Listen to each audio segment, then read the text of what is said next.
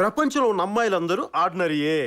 మాకున్న మోజు వల్ల మీరు ఎక్స్ట్రాడినరీగా కనిపిస్తారు తప్ప మీ అందరూ ఆర్డినరీయే. కామంతా కళ్ళు మూసిపోయి చూస్తుంటాం, చాలా అద్భుతంగా కనపడతారు.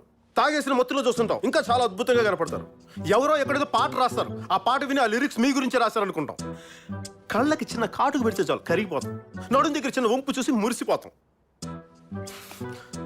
చిన్న నవ్వు నవ్వితే చాలు గిల్ల గిల్ల గిల్ల కొట్టేసుకుని తాజ్ మహల్ ఎక్కడ కట్టాలని చెప్పేసి స్థలాలు గిలాలు ఎతికేస్తుంటాం. గంగారు, నాకు అసలు ఒక విషయం చెప్పండి. అమ్మాయిలకి సముద్ర పాలలకి సంబంధం ఏంటండి? చంద్రమామకి మీకు మధ్య లింక్ ఏంటండి? మీరు నవ్వితే పండు విన్నలా ఉంటుందా? ఇరక్కాసిన పండు విన్నలా ఉంటుందా? మా పెచ్చామా వెర్రి కాకపోతేను మరి ఏంటి?